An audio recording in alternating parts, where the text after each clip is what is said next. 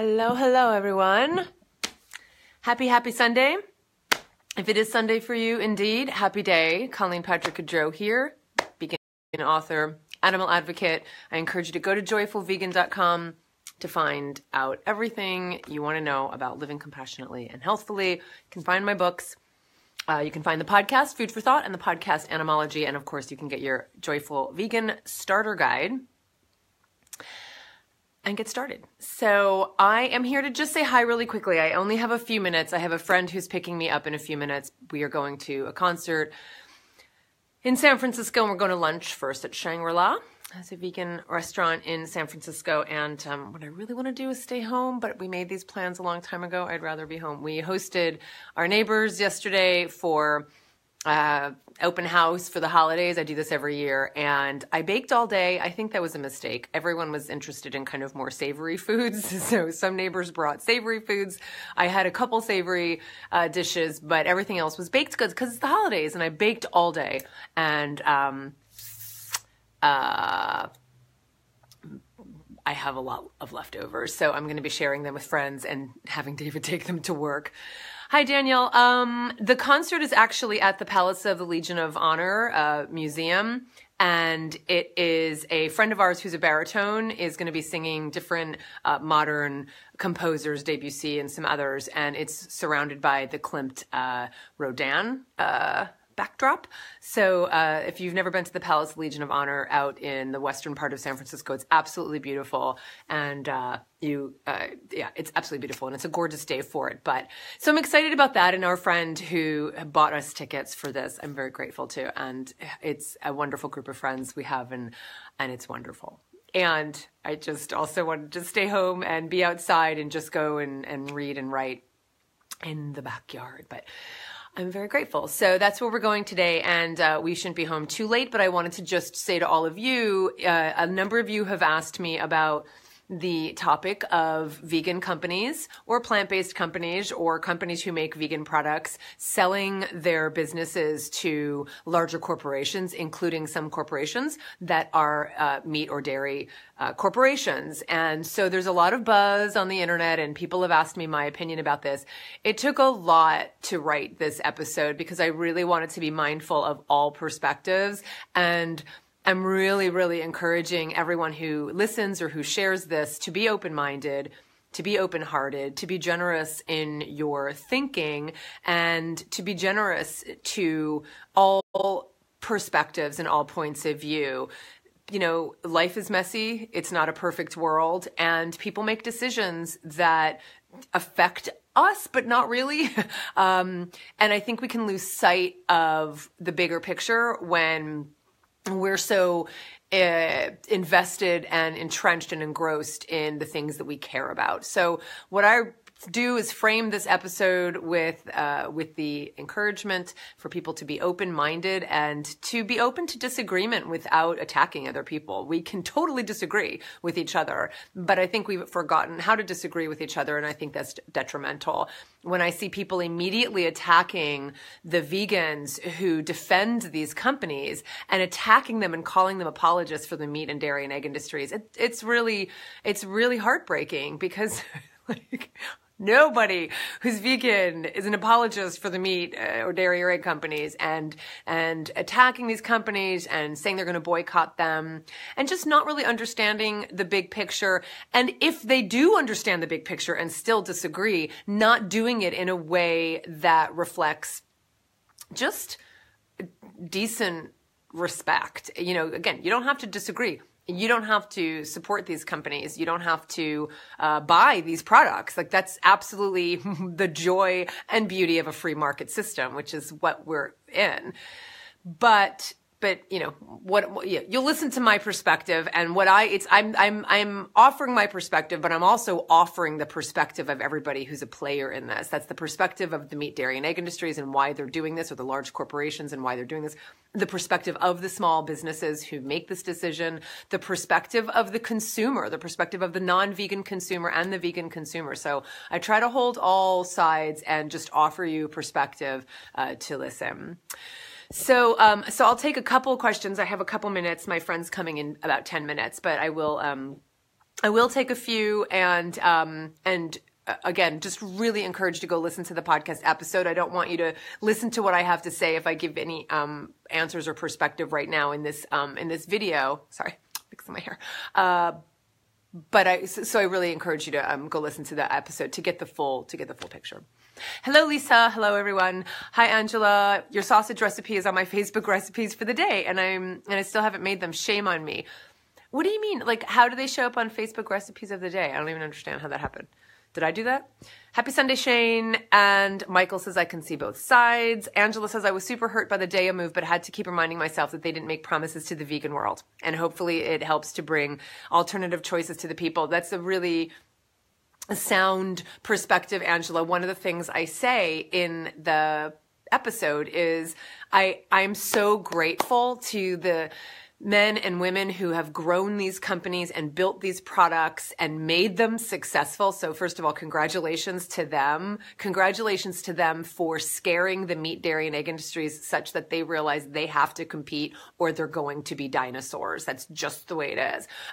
Congratulations to all of the customers of these companies, vegan and non-vegan, who have made them viable products in the marketplace. Congratulations to you. And I'm so grateful to these companies for doing that. It took their own personal capital. It takes a lot of work. It takes a lot of business savvy. You wear so many hats as a small business owner. And for them to have built these companies such that larger corporations want a piece of them because they're profitable, congratulations. And so I'm really grateful that these companies exist, these smaller companies exist, and that they have these amazing products for us to eat, everyone, vegan and non-vegan, but they don't owe me anything. I'm really grateful to them, but they don't even owe me anything. So the loyalty we show these companies, we think that we deserve loyalty back. And loyalty we define in a very rigid way, it seems to me. We define that loyalty as, I don't know, making decisions that we think is best for us. I don't even know what. I think there's just an emotional reaction and people just lose perspective. And, but honestly, these companies are not beholden to me and my values. They're beholden to their employees. And in some cases, their shareholders, because some of them do have private equity investment. So they don't owe me anything. They don't owe you anything. They don't owe vegans anything. And you might say, well, we've been their customers. Yeah, we have been their customers, and so have non-vegans. So it's, most of the companies, their customers are, the majority of their customers are not vegan. So I offer that perspective, and that's really what it comes down to. And Michael, that's part of the problem, is that we can't have a dialogue. So again, you might disagree with me. That's fine. I don't have a problem with that. But let's just kind of hold that space of, no one knows the answer. No one really knows the answer. We're kind of in this place where we're really witnessing the transition of the food industry as we know it. This is a disruption of the food industry as we know it. And the potential and the goal for all of us is to face the direction so that we can actually end animal agriculture. Like, that's what we all want. All of us want that. And I say something really radical also on the podcast, which, even the meat, dairy, and egg industries, you may not think they want that, but one of the things I say is that they don't care about killing animals as much as they care about making a profit. That's what they don't care. They are not doing what they're doing because they love killing and torturing animals. Now they do, I'm not denying that, but if they could make money and not kill and torture animals, they would do it. And that's what they're doing. And that's what they're looking to do, is to get into these industries where they could make money and not kill. And they know that the public is also interested in them being corporate, having corporate responsibility. And they are looking, these are people too, who have run, major corporations and are CEOs of these major corporations that have been doing the same thing for a long time. It's one of the reasons they're looking to plant-based companies, is because they know their business model is archaic. They know it's not sustainable from a financial perspective, from an environmental standpoint, to base a company on an unsustainable industry and practices. So they know it's not viable. They know they're archaic. They know there's an eventual demise, and they're looking to make profits in a way that doesn't contribute to harm. That's honestly the bottom line for these companies. They're not beholden to killing animals as much as they're beholden to making a profit. Noelle says, I won't support them. They sell junk, and most of these products are junk, including Daiya cheese. Karen says, please post the podcast link. Someone can post it below. It's just ColleenPatrick-Goudreau.com/vegan companies. So you can just post that, or you can grab it from somewhere else. Lisa says, we need Beyond Meat here in Canada. Yeah, well, that's one of the things that is the potential, is that they can increase distribution when they can increase their the infusion of cash. I mean, that's really what it comes down to. And Beyond Meat, in my opinion, in terms of the meat products, I mean, I love Field Roast. I love Beyond Meat. Beyond Meat has nailed it with their burger, specifically with their burger. I can't really speak to a lot of their other products. I didn't love the chicken when I first tried it, but that was years ago. So I need to try kind of some new formulations and the crumbles, etc. But their burger, their Beyond Burger is beyond. It's beyond. It's amazing. Michael says, do you have an opinion on whether or not we should focus on the issue of capitalism and the effects of all these topics? Do you think we should also be working toward a different system in tandem with our veganism? Personally, no, Michael. That's not where I'm going to put my efforts. I even say in the beginning of the podcast that, some people just don't even want to accept that we're in a capitalist economic system. And I'm not going to argue that. That's just not the best use of our time. That's not the best use, in my opinion, of our efforts and energy. I'm not an economic activist. I'm an activist for animals. I'm an advocate for animals. I'm an advocate for compassion. I care less if people become vegan as much as I care that they stop eating meat, dairy, and eggs. Like, that's what I care about. And if we can all move in the direction of not eating meat, dairy, and eggs, and then being able to have viable products that replace that, especially for people who want all of the texture and the taste of these products, then, there's all ways to get there. I mean, one of the things I've said a number of times is, we have alternatives to meat, dairy, and eggs. They're called plants. I get that. So those of us who've been vegan for a long time or do it from an ethical perspective, that, they're going to eat a variety of different things. And there are people who still want the texture of meat, dairy, and eggs. And to be able to provide that in the marketplace is a positive thing. And that's the marketplace that we all rely on, and that's the capitalist marketplace. So that's, I'm, kind of in favor of that aspect of capitalism, to give us so many choices like that. And so I'm personally not interested in arguing about capitalism. It's just not the best use of my time. I also don't know enough, and I'm not going to become an expert in economic systems. It's just not going to happen.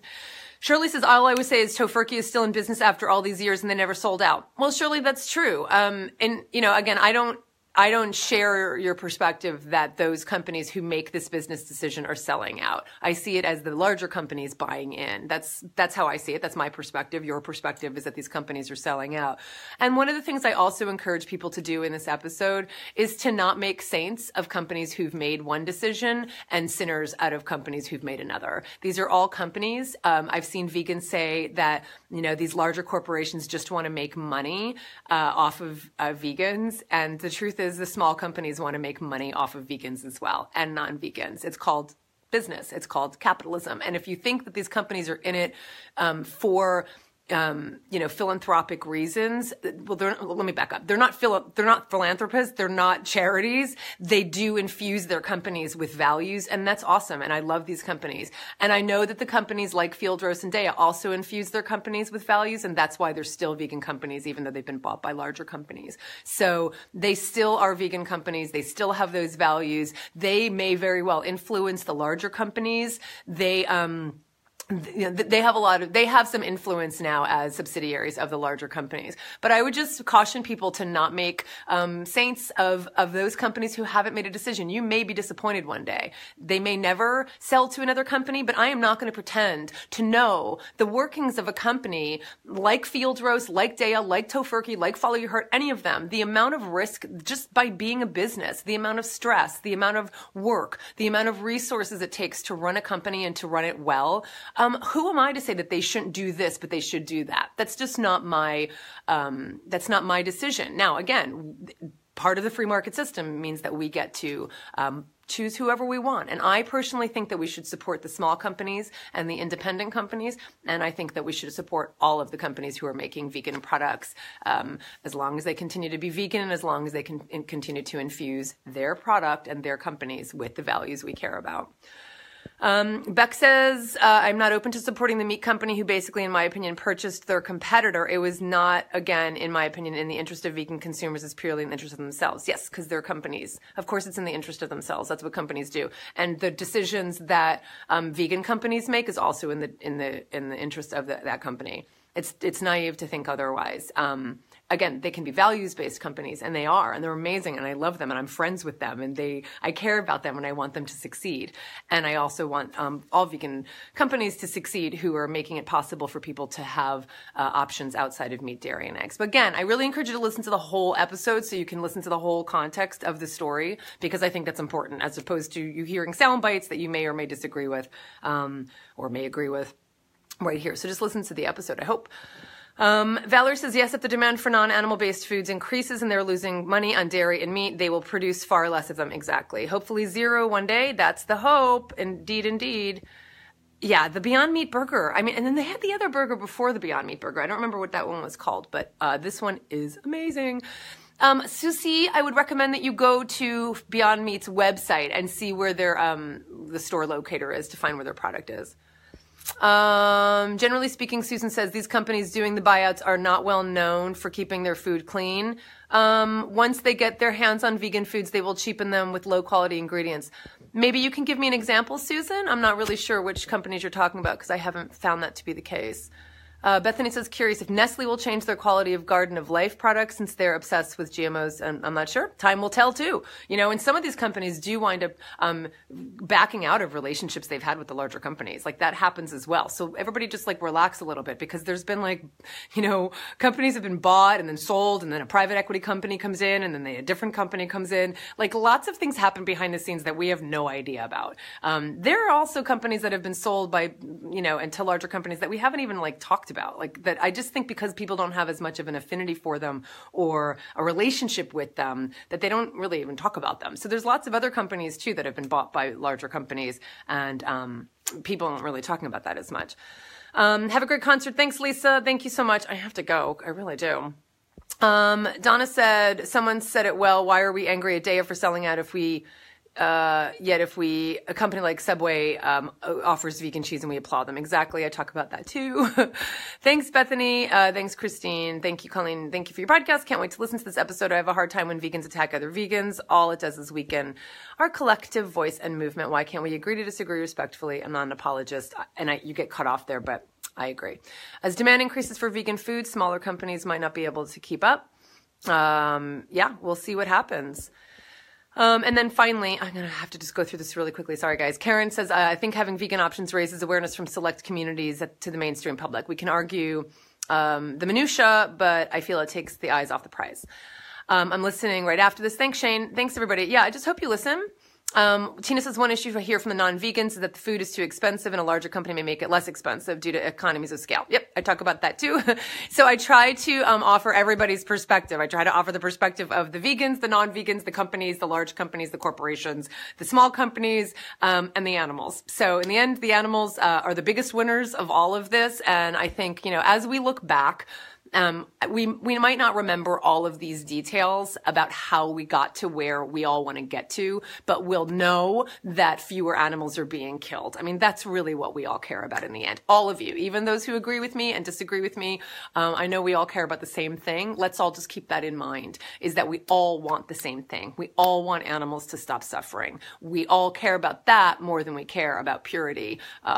It seems to me that's what being vegan is about. So for the animals, thanks everybody for listening. This is Colleen Patrick-Goudreau. Talk to you soon.